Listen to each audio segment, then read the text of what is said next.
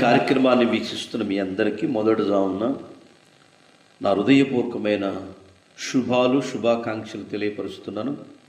మరొక కార్యక్రమాన్ని ఈ రీతిగా చేయగలిగే కృప తండ్రి మనకి ఇచ్చారు. పరమ తండ్రికి మహిమ కలుగును గాక. తండ్రి చివరిదాకా ఈ కార్యక్రమాన్ని వీక్షించే కృప ప్రతి ఒక్కరికి దయచేశారు. ఈ కార్యక్రమాన్ని అందరికీ షేర్ చేయండి, లైక్ చేయండి, అనేక మందికి మరి తెలియపరచడం, సబ్స్క్రైబ్ చేయండి. తండ్రికి మహిమ. ఒక పాట విందాం. పరమ తండ్రికి మహిమ కలుగునుగా. హల్లెలూయా. నేను నా ఇంటి వారము మెస్సయ్యను ఎమ్మడింతుము. నేను నా ఇంటి వారము మెస్సయ్యను ఎమ్మడింతుము. ఎన్ని కష్టాలొచ్చినా, ఎన్ని శోధనలెదురైనా, ఎన్ని కష్టాలొచ్చినా, ఎన్ని శోధనలెదురైనా, విడువము ఎడబాయం కడదాకా. నేను నా ఇంటి వారము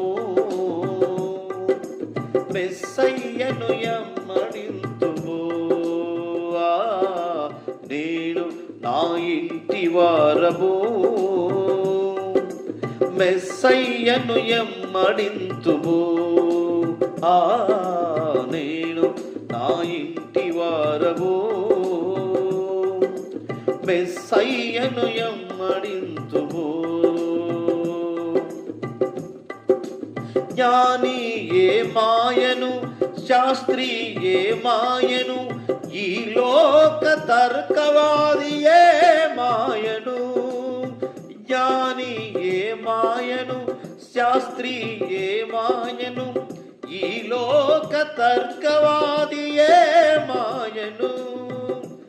ఈ లోక జ్ఞానమే ఎర్రితనము కాదా?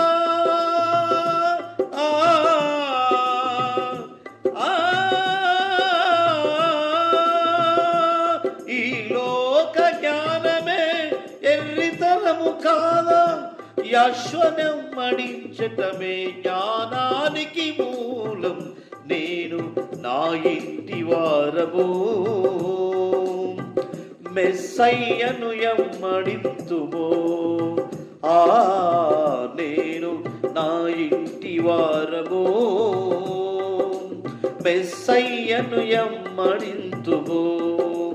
ఆశ్చర్యకరుడు, ఆలోచనకర్త, ఆదంతము తానైన ఆయా స్వయమే. ఆశ్చర్యకరుడు, ఆలోచనకర్త, ఆదంతము తానైన ఆయా స్వయమే.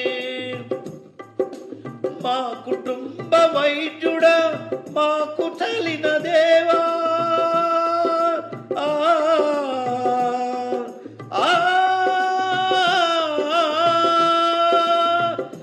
మా కుటుంబ వైద్యుడా, మాకు చలిన యావే.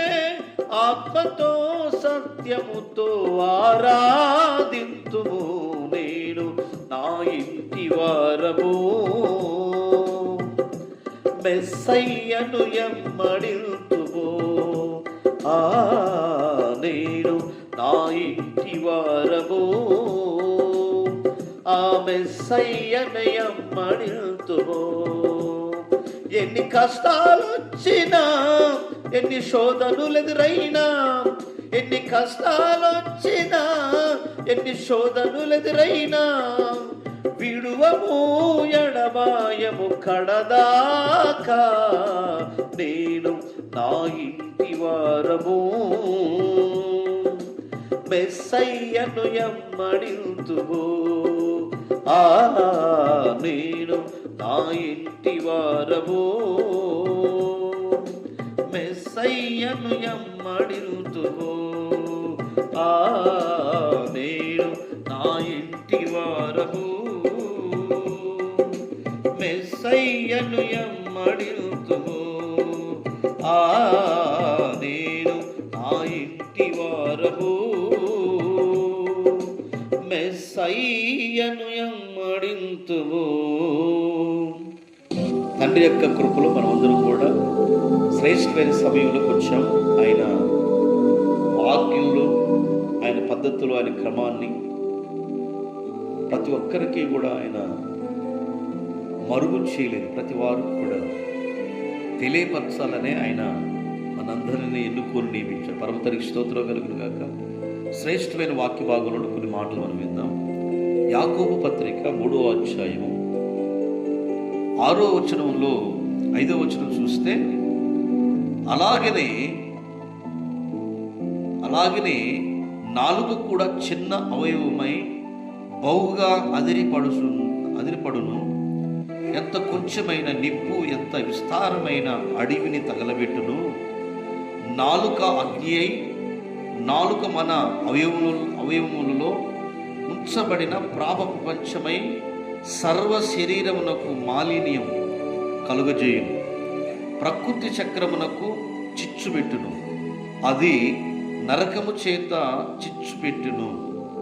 కనుక ఈ అద్భుతమైన వాక్యాన్ని తండ్రి మనందరి ఇనికల్లో దీవించుడుగాక. కారణం ఏంటంటే, నాలుక సర్వ శరీరానికి చిన్నదే కానీ ప్రకృతి చక్రానికి చిచ్చుపెట్టినని రాయబడింది. ఈరోజు ప్రియ సహోదరి సహోదరులారా, మనము పాప ప్రపంచం అంతా ఈరోజు ఈ శరీరంలో ఎంతైతే పాపం దానికి సర్వ శరీరానికి ఈ నాలుగు చిచ్చుపెట్టిందట.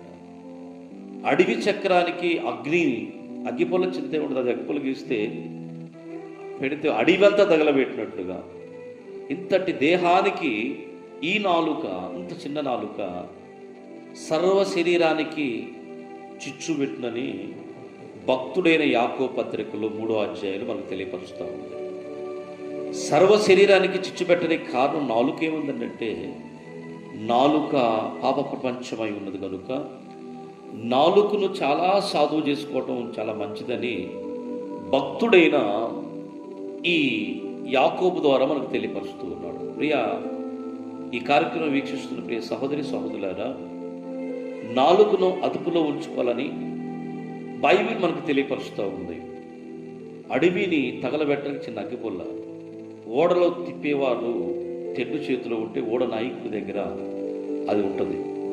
కనుక మనం అందరం కూడా ఎవడనో నాలుకను సాధువు చేయగలగడు, సాధువు చేయలేనడు అంటాడు. సాధువు చేయాలి కనుక నాలుకను అదుపులో పెట్టుకోవాలని బైబిల్ తెలియపరుస్తుంది. ఒక రోజున ఈ పండ్లట నాలుగుతో ఏమంటుంది ఏటమ్మా, నీకేదైనా మేలు చేద్దామని అనుకుంటున్నాం, ఎందుకంటే మేము నమిలి అన్నిటినీ కూడా నాలుక పళ్ళను అడుగుతూ ఉంది. అర్థమవుతుందండి? ఉన్న నాలుగు 2 అంగుళాల నాలుగు ఈ పళ్ళ దగ్గరకు వచ్చి, మీరు ఎంత కష్టపడుతున్నారంటే అంత కష్టపడుతున్నారు.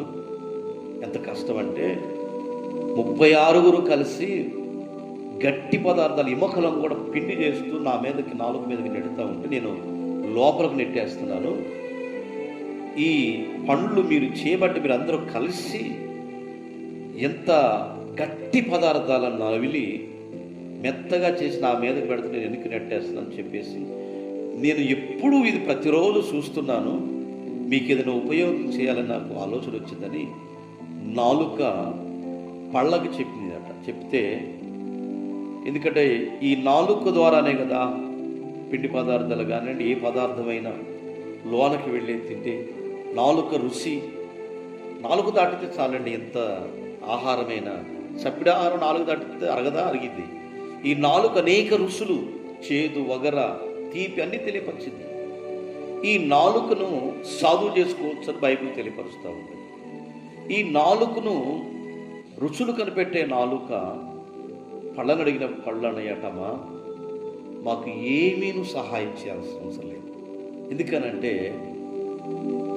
నువ్వు క్షేమంగా ఆరోగ్యంగా మంచిగా జీవించు, మేము ఏదైతే నవిలి పెడతామో అది తిని లోపల నెట్టేసి రుచి తెలియపరచు. కానీ నీ నాలుక ద్వారా ఏదైనా తప్పు మాట్లాడితే, మా దవడ మీద కొడితే 30 రాళ్ళు పండ్లు కూడా ఊడిపోతే, దయచేసి మీకు నమస్కారం చేస్తూ ఈ నాలుగు ద్వారా ఏది మాట్లాడి ఈపు పగలగొడతారు.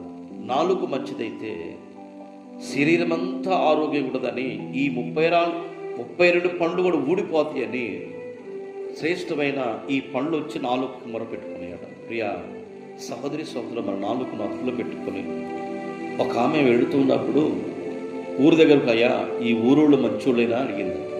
అమ్మా, నీ నాలుగు బాగుంటే, నీ నోరు బాగుంటే ఊరోళ్ళు కూడా మంచోడనట. మనం మంచిగుంటే మన నాలుగు ద్వారా తప్పుడు సమాచారం, పాస్టర్ గారండి, యాక్టర్ కానివ్వండి, అలాగే విశ్వాసులు ఎవరైనా కానీ మానవులు అన్నవారు నాలుగును చాలా జాగ్రత్తగా కంట్రోల్ ఉంచుకుంటే నీకు బీపీ రావచ్చు, కోపం రావచ్చు, ఎన్నెన్నో రావచ్చు. నీ నాలుగు ద్వారా తప్పు చేస్తే ఆ తప్పుడు సిద్ధాంతాన్ని, ఆ తప్పుడు మాటను బట్టి ఈపు మీద కొడతారు, పళ్ళు రాలగొడతారు, ఆ ఊరు చీలివేస్తారు. కనుక ప్రియ సహోదరి సహోదరులారా, ఈ కార్యక్రమం వీక్షిస్తున్న పిల్లరా, ఈ మొదటి జామున మీరు ఈ శ్రద్ధగా వాక్యం వింటున్న మీరు జాగ్రత్తగా ఈ రోజంతా నాలుగును మనం అదుపులో పెట్టుకుందాము. ఆయన యొక్క ప్రేమను అనేకులు కనపరిచే వ్యక్తులుగా మనం ఉంచుదాము. మన నడిసే నడవడంలో ఏ నడకను చాలా జాగ్రత్తగా కాపాడుకొని మన నాలుగు అదుపులో పెట్టుకుంటే అది పాప ప్రపంచం అంటే శరీరానికి మాలిన్యం కనుక ఈ దేహాన్ని ఏం చేసేదట, నరకంలో వేసేటట్లుగా చేస్తుంది. కాబట్టి చాలా జాగ్రత్తగా ఈ నాలుగు ఉంచుకొని ఆ సర్వోన్నతుడు సర్వసృష్టికి కారణభూతుడైన ఈ భూ ప్రపంచంలో ఉన్న ప్రజలందరూ కూడా ఇదే నాలుగు ద్వారా మంచి మాట్లాడుతున్నాం, ఆయన గనపరుస్తూ ఉన్నాము. ఒక్క బావిలో 2 ఊటలు రావు, ఒక్క వరలో 2 కత్తులు పట్టు. కనుక నీ నాలుగు ద్వారా బూతులు మాట్లాడుతున్నావేమో, నీ నాలుగు ద్వారా చెడు ఆలోచన కలిగి చెడాత్మ ద్వారా నాలుగును అపవిత్రపరుచుకుంటున్నాము. ఈరోజు నీకు మనకు తెలియపరిచిన మాట ఏంటంటే, పరిశుద్ధమైన మాటలు మాట్లాడే నాలుగు ద్వారా అపవిత్రమైన మాటలు మాట్లాడకుండా నీ నాలుగును చాలా జాగ్రత్తగా కాపాడుకోమని యాకోబు గారు మనకు తెలియపరిచిందిగా ప్రార్థన చేస్తున్న మహాగరుడు అయిన తండ్రి, పరిశుద్ధుడా, ఈ కార్యక్రమంలో ఆయన వీక్షించిన ప్రతి ఒక్కరిని మీరు దీవించి ఆశీర్వదించి కృపతో నింపుతారని, ఈ రోజంతా ఆయన వారిని ఆశీర్వదించి మొదటి జామున నీ పిల్లలందరినీ దీవెనకరంగా సహాయం చేయమని విశ్వామిశ్రీ గారి దివ్యనామం ద్వారా అడిగి వేడుకున్నాం తండ్రి, ఆమేన్. మీ అందరికీ నా ప్రేమపూర్వకమైన షాలోమ్ అండి. ఈ రోజంతా మన అందరినీ ఆశీర్వదించుగా ఆయన సన్నిధి, కృపా, సమాధానం మన పిల్లల కుటుంబాలలో ఈ వాగ్దానాలన్నీ దీవించుకున్నారు. షాలోమ్.